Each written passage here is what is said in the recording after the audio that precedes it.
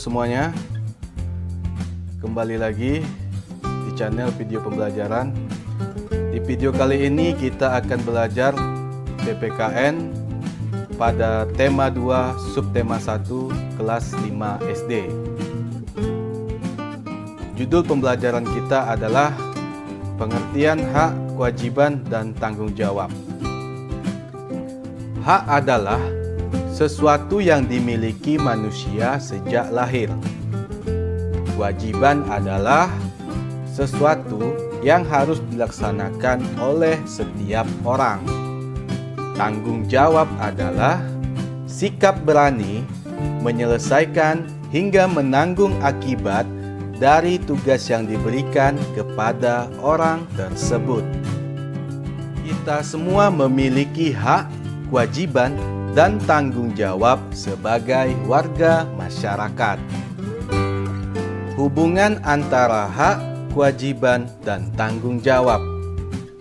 Hak, kewajiban, dan tanggung jawab harus kita laksanakan secara seimbang.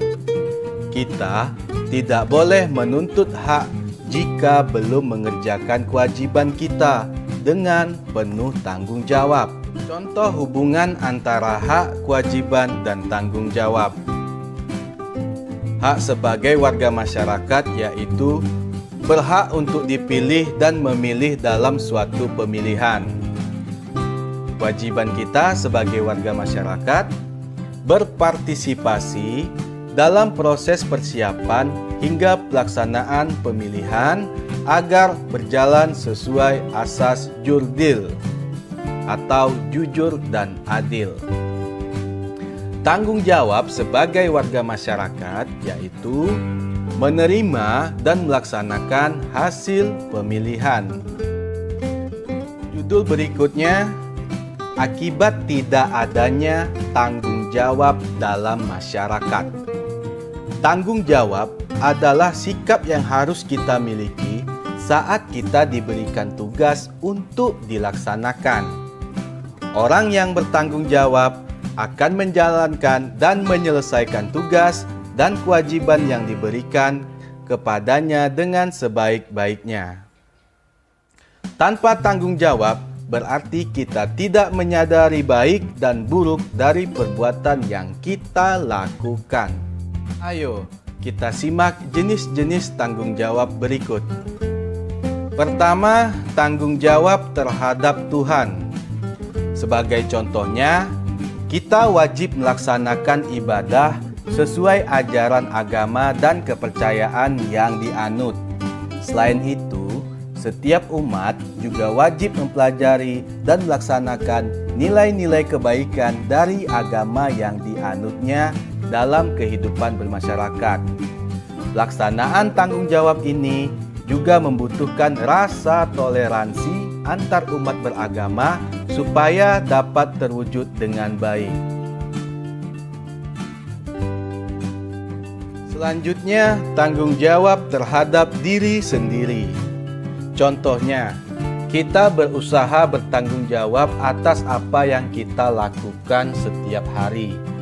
Kita bertanggung jawab untuk membantu orang tua melakukan tugas sehari-hari di rumah.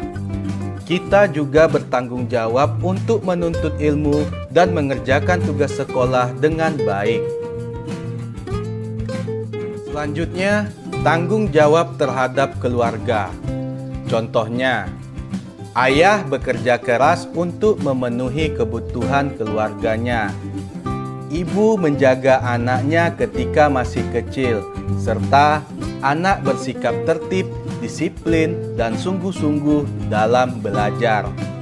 Sikap ayah, ibu, dan anak tersebut menunjukkan tanggung jawabnya terhadap keluarga.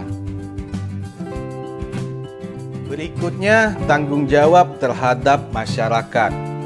Contohnya, kita dengan tertib mengikuti berbagai kegiatan yang sudah disepakati bersama oleh warga, seperti siskambling atau kerja bakti. Sebagai warga yang baik, kita harus meluangkan waktu dan tenaga untuk mengikuti kegiatan tersebut. Dengan begitu, kita sudah menunjukkan tanggung jawab kita sebagai anggota masyarakat terhadap kegiatan yang telah disepakati bersama.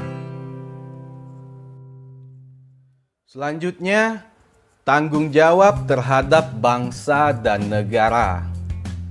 Sebagai contoh, setiap siswa di sekolah harus giat belajar agar dapat berprestasi mengharumkan nama bangsa. Prestasi untuk mengharumkan nama bangsa bisa dilakukan di berbagai bidang. Contoh lain, tanggung jawab terhadap bangsa dan negara bisa kita lihat pada anggota TNI yang ditempatkan di perbatasan Indonesia dengan negara lain. Mereka bertanggung jawab menjaga keutuhan wilayah dan keamanan negara. Berikutnya, jenis-jenis tanggung jawab sebagai warga masyarakat.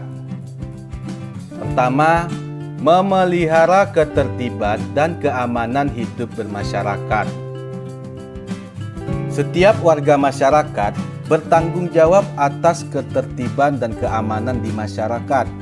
Ketertiban dan keamanan dapat diwujudkan dengan membuat aturan-aturan yang harus dipatuhi semua warga. Misalnya, membuat peraturan jam belajar masyarakat, melapor jika ada tamu yang menginap, dan pengadaan ronda malam. Usaha memelihara ketertiban dan keamanan di masyarakat yang dibuat hendaknya dilaksanakan dengan baik oleh seluruh warga masyarakat. Yang kedua, menjaga dan memelihara rasa persatuan dan kesatuan di masyarakat. Setiap anggota masyarakat harus tetap menjaga dan memelihara persatuan. Setiap masyarakat harus memegang prinsip untuk menjaga persatuan dan kesatuan. Prinsip dalam menjaga persatuan diantaranya adalah membina keserasian, keselarasan, dan keseimbangan, saling mengasihi antar sesama, dan tidak menonjolkan perbedaan. Yang ketiga, meningkatkan solidaritas sosial anggota masyarakat. Bentuk solidaritas sosial yang sering kita temui adalah gotong royong. Gotong royong merupakan kegiatan tolong-menolong yang biasanya dilakukan di daerah perdesaan atau perkotaan. Gotong royong dapat dilakukan untuk mengatasi permasalahan pribadi atau masalah yang menyangkut kepentingan bersama. Yang keempat, menghapus diskriminasi di masyarakat. Untuk menghapus diskriminasi, pemerintah telah melakukan beberapa upaya. Langkah pemerintah yang diambil antara lain membuat Undang-Undang Nomor 40 Tahun 2008 tentang penghapusan diskriminasi ras dan etnis, agar setiap warga negara memiliki kesamaan kedudukan di depan hukum dan memperoleh hak perlindungan atas segala bentuk tindak diskriminasi ras dan etnis. Selain itu, pemerintah juga melakukan penetapan Tahun Baru